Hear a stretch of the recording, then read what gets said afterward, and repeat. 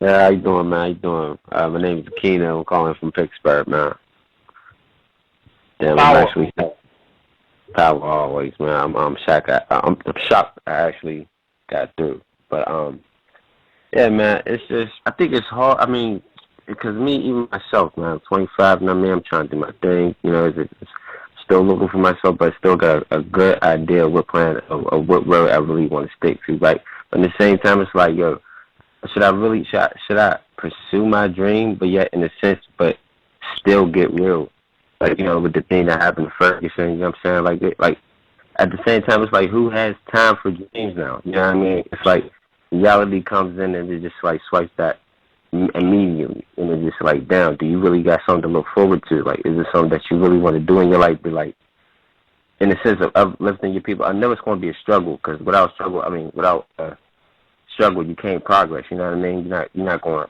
You must not. You know what I mean? You're not going to get that strength you I need. mean, to me though, it's a question of personal freedom though. I mean, if you don't dream for personal freedom, then what are you dreaming about? And it's when you can't stomach being under the enemy no longer, then the struggle becomes effortless. Because what else do you do besides go for freedom? So with my own issue, I can't be under the white man. Period. So it's not, there's not an option there. I'm not just doing this, because I want to force black people who love hog maw to change their Right. life. I'm doing this because I personally cannot tolerate nor stomach. It's not in my DNA or my ancestry to be So, under the white man. and I And like feel they that said, we are descendants of kings and queens, but some of us right. are descendants of subjects and servants and ancient coons and buffoons. You know, so we can't forget that. Every African is not descendant of a king and queen. Some of us are reincarnated. We talk about the ancestors. Some of us is reincarnating coonery and buffoonery. We coming back as a coon and a buffoon. We love our slave master. We coming out of mama's womb shucking and jiving. Definitely, You know, definitely. so it's about your person, where you at as a person, what you can deal with. I do. It's my duty to help my people where they're open to me helping them, where I can use my power, as strength in order to help affect our situation. But Right. at the end of the day, when it's rejected, I'm gonna be standing strong like the Django, brother. Hey, man. Hello?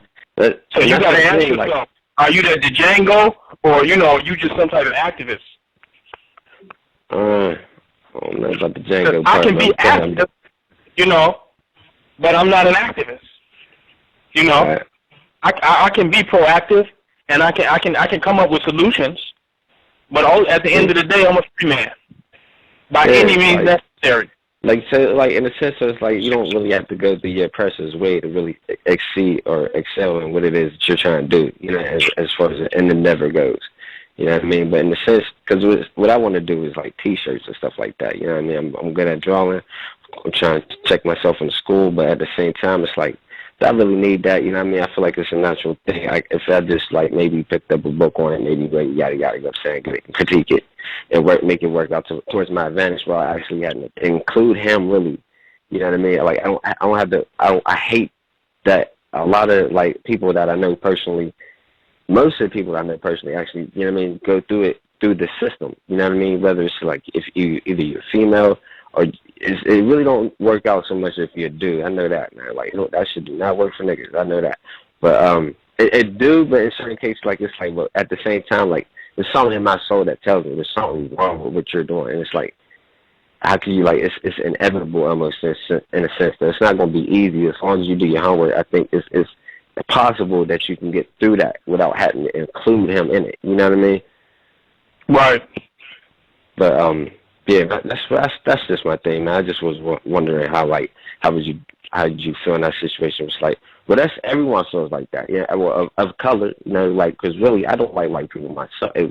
My man, I do not like this motherfucker right here. Like, I have a deep hatred for these people. Like, I wouldn't. I'm just to the point, especially, you know what I'm saying, even with the Trayvon joint. When I first tuned into to that shit got to me. So I was like, yo, it's about to get real, like realer than it's ever been. Like, you know what I mean? And it got to be on guard for that. That's like to the point where I feel like fuck dreams for real, and just, you know what I mean, pick up a gun, learn war, learn how to do that shit, learn how to survive. You know what I'm saying? Just But at the same time, I'm still trying to hold on to that. You know what I mean? Because I think it'll benefit me, like in the long Right, run. because we definitely need to get into a position that if people are ready to do something, that we are able to do it. You know, we're able to perform. And it's our responsibility for us to get into that position. They may not want it. They may not be at a level where they can accept it, but we have no excuse to not be at that point. And we can't use them and getting pulled along by wherever they're at as an excuse for us not to be 100% ready. You know, because there may become a time when Ferguson jump off and they be like, you know, we are ready. Where are our revolutionaries at? Where are our real militants at? And that's when we got to suit up and boot up and really, you know, be ready to make it happen. But we'll know when that time comes. But until then, we must continue to prepare and build ourselves up and defeat the enemy that's in front of us. You know, win the victories that are necessary for our for our unavoidable quest for freedom. You know, we have to win each and one of those victories. You know, because for some people, freedom is not even on the table for them. It's higher minimum wage. That's like me going out there with McDonald's employees now. That's talking about, you know, they have police, you know, destroying their protests, and they're protesting for minimum wage. You know, I'm protesting. I want to see McDonald's ended. I want to see an end to McDonald's. So it's like you can't go run behind everything. You follow? You can't. You have to really be solid and know when people are really ready for some real revolution or not. Because otherwise, like I said, you become nothing but an activist, and that's a job. You get paid. You go here and you speak and you address these issues, and you get paid. It's a job. I'm not an activist, but I'm ready to institute change in the world. I'm ready to be instrumental, you know, in creating and manifesting that change as far as black rulership, black power, and black supremacy. But I'm smart enough to say, well, look, if they're not ready for that, that's not going to stop me from creating it. Because if you got Negro Town, you got Colored Town, you know what I'm saying? You got Nigger Town, you got Black Town, you got African American Town, you even got some Moorish towns. Well, hell, then I guess I'll go ahead and make me a black supremacy town then. You got Gay Town, and then I'm seeing out here in Atlanta, you got Lesbian Town. They didn't split the gay towns up. I ain't never seen nothing like that.